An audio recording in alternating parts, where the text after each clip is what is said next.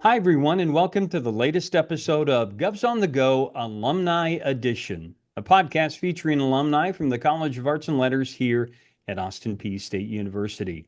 My name is Dr. Buzz Hoon. I'm the Dean of the college. I also get to serve as host of the podcast. And today I'm talking with Lakyn Earhart, who graduated from Austin Peay with a degree in communication back in 2016. Lakyn, thank you for joining us on the podcast. Welcome to the show. Hi, thank you so much. So we always like to start with a life update. Tell everybody what's going on. Where are you right now? So currently I work at Project 2231, which is right down on Madison Street. A lot of people ask what that is, and it's actually the parent company that owns Miss Lucille's, the City Forum, Dock 17, all those good places.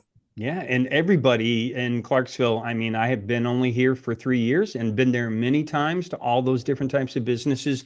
So you're familiar with the operation, and some people may not realize that all those things are connected.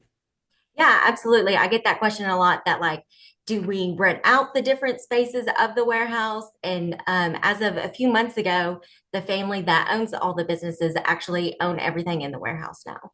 Okay, great. Well, we'll talk about what you do at the job, but let's begin talking about your early life growing up, because I think it's always interesting to see what kind of molded a person early on. And you grew up in Houston County, in Middle Tennessee here, not too far away. But tell us what it was like. What did you enjoy doing, and who were some of the big influences on your life? Absolutely. So, like you said, I grew up in Houston County. I grew up on a farm, kind of out in the middle of nowhere. The farm was actually located really close to the county line. So, my siblings and I went to McEwen. I graduated from McEwen High School in 2012. As far as like the influences, I was always very involved in different clubs, social activities. I loved FBLA. I was also part of the yearbook committee, journalism. Um, and through my years in high school, I was, like I said, super involved in planning fundraisers, helping plan events, field trips, and things like that. And my technology business teacher, Mr. Tolene, he had mentioned to me one day, why don't you be an event planner? And I was like, why not? That sounds like the Yeah. greatest job ever. So there must have been some signs early on that you were really good at organization, that you like to see, you could see how things should go and how things could operate. Yeah, growing up on the farm, it seems like I'm sure you had plenty of things that you had to do, uh, chores and things like that. But what kind of signs did you get that you enjoyed organization and things like that? So just getting into FBLA and seeing like the different philanthropies that they were involved in, their biggest philanthropy at the time, and I believe still is the March of Dimes. Oh, sure. And so we always try to do something for them. And I believe it was my senior year. We had a whole school like walkathon, and we planned different stations to like help teach the students about the March of Dimes and things like that. And then with the yearbook committee, I joined on as a junior. And I just loved going out and talking to the different businesses and like help, like you said, organizing the pages. And I really liked taking the photos and stuff like that. Yeah, it's unusual for a young person to have that sort of extroverted tendency to, put themselves out there. I think that's says a lot about your early character, that you have that self-confidence that in yourself to be able to go out and do those kind of things. Yeah, absolutely. And I think I got a lot of that from my parents, especially my mom. She did like sales for a the Apartment Finder magazine. So she was going out and taking photos and selling the ads and stuff like that. So I think I got a lot of that personality from my mom for sure. Oh, great. So now this is going to be painful for me to say this, but when you left high school, Austin Peay was not the first place. You went to another state school. You went and somewhere else, but the good news is you came to Austin Peay. So tell us about how and why you ended up in that route. Absolutely. So I did a few different college tours, applied to a few different places, and my mom and I went to UT Chattanooga, did the tour, and I fell in love with the city, to be honest with you. It was just, it's so beautiful there. Sure. And I got into my first year, I loved it. Started getting into my second year, I was having a hard time getting into my core classes. And I discovered more of the communication department at the time, and it just wasn't seeming like a good fit. And I discovered that Austin Peay was implementing their event planning minor as a program. And like I said, that's what I wanted to be when I grew up. So I was like, make this switch, come closer to home, be closer to family, and do what I really want to do. Yeah, and that's always good. And I certainly encourage our students to have this same sort of attitude, not only about where they go, but what they major in, because I think that is a very formative time for somebody to see and to find out if this is indeed what they want to spend their life doing. Absolutely. And I think one thing that I would recommend is for students who believe that they have a good idea of what they want to do after college, look into the department and do a little further research, because that's something that I was like, oh, this university has a communication department. That's what I want to do. So it should be good enough. And I think the Austin Peay communication department was just a lot bigger, and it was very welcoming for sure. So when you transferred in, how soon did it take you to get involved and how do you, what are your early memories? So I remember one of my first days on campus, I actually went to Dr. Gray's office and I was lost. I didn't do a full orientation. I was like, I'll just figure it out. I'm close to the Clarksville area. Like I'm pretty savvy. But Dr. Gray took me in. She helped me register for all my classes. And she was just a great, warm, welcoming face for sure. And then I would say by my second semester is when I met Dr. That's when I got more into the event planning program. And so those classes must have really hit home for you in terms of what they were dealing with, because I think that some of the subject area provided opportunities for you to be engaged in the community. Absolutely, absolutely. So especially with Dr. Morris's event planning classes, we were doing events and we were planning events throughout the community. By the time my senior year rolled around, there was an event that um, a place in Dixon had asked for Dr. Morris's help, and she said Lakyn can do it. And so it was at a church, and it ended up being, I think, a little over 200 people showed up, and it was like a banquet fundraiser. And I helped pull some other students from the class, and I was like, somebody help me. So they put you in charge as an undergrad, Yes, absolutely. But Dr. Morris believed in me, so that was reassuring for and it sure. turned out okay. Yes, absolutely. Yeah, I'm sure that during that period of time, you're also finding some new friends along the way. What other things were keeping you busy? Yeah, so I still keep in touch with a lot of my friends that I had met through Austin P. I've been in several weddings. Some friends obviously moved away, so we keep in touch through social media and stuff like that. But by my junior year, I think it was my maybe the second semester, the Bell Hollow, which was an event venue that owned by Project 2231 at the time, was holding interviews in the comm department. And Dr. Morris encouraged me to apply for the job. And I had a few jobs. I worked at a frozen yogurt shop. I taught gymnastics. At one point, I was a nanny. So I hadn't had like a real job at the Yeah. time. So I applied for that. And the manager of the Bell Hollow and one of the family members actually interviewed me. And I started at the Bell Hollow probably within the next month or two from having that interview. And I've been here pretty much ever since. That's incredible. And, I think that's really important for our students to understand that you may have one of these, a part-time job or one of your first job, and not realize how important that is that you're starting to build a work record and putting your reputation on the line. Absolutely. And to be honest with you, I started as a server for the events. And so it's kind of like bottom of the totem pole. Yeah. So we were serving food, we were working with the caterers. We had to sweep and mop the floors at the end of the night. Sometimes we wouldn't get done until 2 a.m. So it was tough work, but it was definitely educational. So a few other things I want to talk about during your time at Austin P. You happened to take a class about Harry Potter with Dr. Nichols. Tell us about that. Yes, so that was actually my last semester. I needed a couple of classes to kind of make sure I had a full schedule. And I happened to see that Dr. Nichols was offering that class. And to be honest with you, Harry Potter is like my favorite thing ever. Even before the class, I've always loved Harry Potter. And so I immediately signed up for it, and it was so much fun. We got to watch movies, we got to have snacks, we had a party.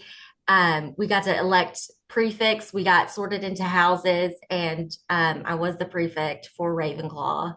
And at the end of the semester, she gave away the house cup, which I still have in my living room on my bookshelf. And because we won, so that was really fun. But I tell people that it was a really serious class. Sure. We had to give up and give speeches. I think by the end of the semester, I had to write like a 25-page paper. So it was real work too. Well, it sounds very interesting. I kind of wish that it was offered while I was here. But anyway, another thing that you happen to do is the chairperson for the department is Dr. Rob Barron. And I heard that you were somehow involved with, were you watching his dog? Yes, yes. So him and his wife, his family, they are not originally from here, or they have family up north. And so a few different occasions, he would ask me to come house sit for him, and I took care of his little corgis. And if you know anything about corgis, they have a personality, that's for sure. So it was really fun, and I actually worked in the department for a few semesters, so that's kind of how we built that Oh, relationship. nice. And I still follow his wife on Instagram, keep in touch and see what they're doing. Yeah, so you must have known everybody that came through. If you're a student worker there, you got to see all the different professors, even though you may not have had them in class. Yes, sir. So I worked alongside Miss Cindy, and my desk was right next to hers, and I helped with Mr. Ellison making the DVDs for the high school graduations, but also running errands, getting the professor's lunch. Dr. Gocher was in and out quite a bit, and I somehow talked him into dropping my name in his commencement speech whenever he gave it at graduation. Oh, okay. I'll have to ask him about that. So, now did you start working as soon as you graduated? How was the transition into your professional life? Absolutely. So I actually graduated in December of 2016. And at the time, like I said, I was still working at the Bell Hollow, and I still was working there up until about spring of 2017. And I actually moved to Nashville for a couple of years. So I had left the Bell Hollow, and Nashville was not my scene. It was Hmm. it was too big of a town for me. That's why I love Clarksville. It has that still has that hometown feel. And so I came back to Clarksville, and I saw where they were reaching out and asking for a personal assistant for one of the owners. And I was like, I would love that. I would be great Yeah. at that. And so that's kind of how I got back into Project 2231. So over the period of time, I think you mentioned that you may have had 8 or 9 different job titles. What kind of things did you do over? I mean, you said you started at the very bottom. Did you continue to have experience in all types of different areas? Absolutely. So, like you mentioned, I started as a server. I also worked as a bartender for some of the events as well. And then once I came back, I was a personal assistant to Miss Dana. And then she was like, actually, we need a manager for the furniture design room that they had at the time. And so I managed the furniture design room. I did not know anything about furniture at the time. And then that transitioned to being the manager of the Bell Hollow because that manager had left. And I knew the ins and outs of that role. And then that role turned into the event director, which was my dream job. And I did that for a few years. So you must have managed or helped arrange a number of different, what I think is a very important day in somebody's life, which is their wedding day. And I'm sure every wedding experience went to the letter. I would like to think so, but there were a few mishaps. I could share a couple of stories with you. Okay. So there was one event in particular that I think I was the bartender possibly for. So everything was already kind of set up. I was at my station and the wedding was starting. So the bridesmaids walked down the aisle, the groomsmen walked down the aisle, and then the bride was walking down the aisle with her father. And then all of a sudden, they stopped. The music was playing. The music was playing. Everybody looked up. The officiant had left the wedding. He had ran home to change and didn't make it back in time. And they had already started the wedding. And everybody in the wedding party didn't realize that the officiant wasn't there. And so we paused everything. We sent everybody back and we just did a review once he got there. He was probably only like maybe 5, 10 minutes late, but That's Clarksville Clarksville traffic. traffic for you. Exactly, exactly. And then I have another really good story. So, while I was the manager of the Mill Hollow, it was during COVID. It was like towards the end, and a bride had contacted me that even though a lot of restrictions had lifted, the place where she was getting married, her venue, still had pretty strict restrictions that they were still enforcing that they didn't kind of know until the last minute. And so she was originally from the Clarksville area. So she had reached out to us and we planned a full wedding in 2 weeks. We had to rearrange all of their decorations. We had to rearrange their florist, uh, the catering. We had to rearrange all of that stuff. But they came in, they decorated the Bell Hollow beautifully, and it went off without a hitch. Oh, great. Well, that was a happy story. Yeah, yeah, absolutely. But Wow. it was down to the wire.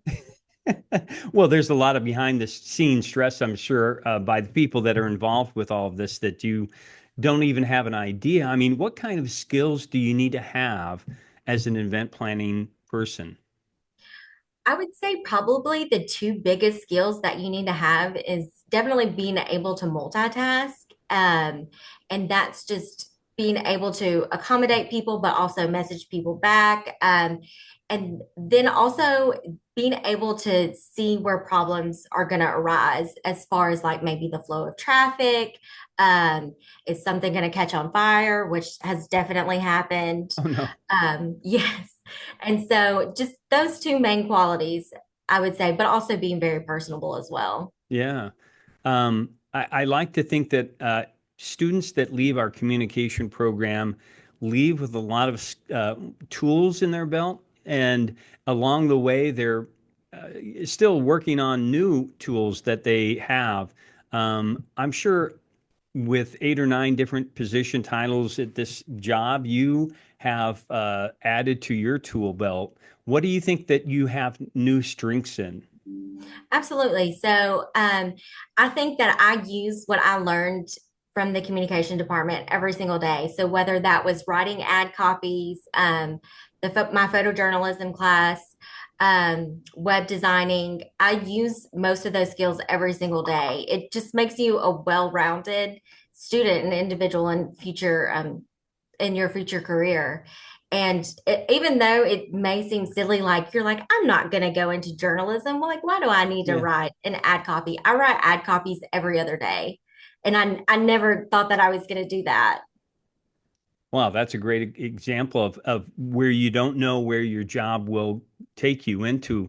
But what I'm happy about for you is that it seems like you found a group of people that believe and support and have supported you and your personal growth over a period of time. Absolutely. So the Knots that own Project 2231, they have instilled so much confidence in me, and I'm so very thankful for them. And there's some days where I don't know what I'm going to get into. And so say for example, hey, we need you to take the box truck to Franklin to load up a bunch of office furniture. And so I'll say, okay, I'll take a box truck to Nashville. I'm glad that you believe that I can do that. Wow. I don't know if I could do that, Lakin. I don't know if that you also mentioned I think you have had the opportunity to be involved in some projects, in some events that you're really proud to be associated with. Can you talk a little bit about some of those events? Absolutely. So, as my time as the event director, I was over the Madison Room, which was a fairly large event venue, which is now turned into Varsity Pens. I think we were able to hold up to like maybe 250-ish people in that venue. So, as you can imagine, we had fairly large events. Yeah. And a lot of people had reached out to us that were philanthropies that like give back to the community. So some of my favorite events were definitely the American Mobility Project. I worked with them a few different times, and I've even worked with them since the Madison Room is closed on the catering side. But it's a really great opportunity for the community to get involved in them, but also Habitat for Humanity. That was a really large event where we ended up having to reroute the food line because there were so many people there, which was amazing. Yeah. And then the Clarksville Association for Down Syndrome, they will often come to the city forum and we would open up early hours for them. So it was less sensory, so there wasn't as many people and we didn't have to turn on the music. So they were able to enjoy the city forum without so many sensory items. Yeah, I think that in those kind of instances, as you mentioned, Lakin, that those are such fabulous organizations. You want to make their experience as good as possible because they're such worthy organizations, and you want them to have that success. I'm sure that those people also appreciate that they have good people working behind the scenes for them.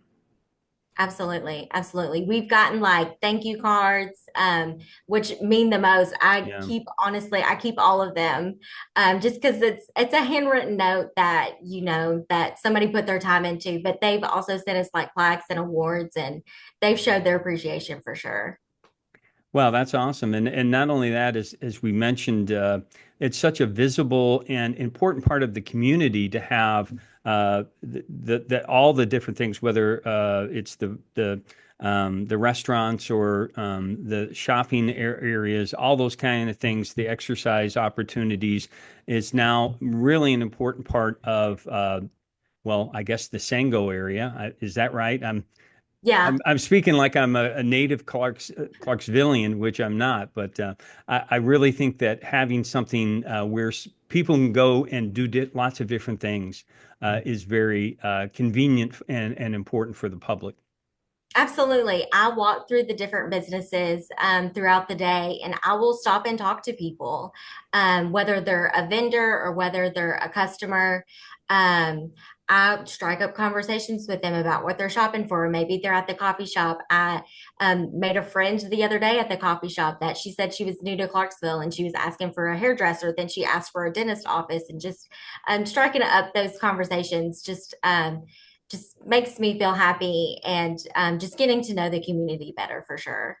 Well, I'm glad. I'm sure Houston County was sorry that they lost a good person like you to Montgomery County, but I'm sure we're very glad to have you here helping out all the residents of Montgomery County. Lakin, one of the last questions we like to ask our guests is talk a little bit about the recommendations that you have for students about finding the right path for themselves. Absolutely. So it's not a new saying, but find what you love to do and you'll never work a day in your life.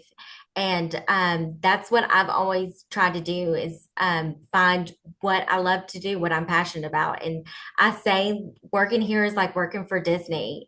Stuff is always changing. We're always improving, but it's really fun. And I never get tired of my job. I worked from like 8 to 7 the other day. I don't typically have a 9 to 5 job, but I love it. I still come back here every day with a smile on my face for sure. Well, But also, like I had said earlier, is that just taking your classes seriously in your department makes you a well-rounded individual. And you learn things that you, like I said, you may not realize that you will need in the future as well.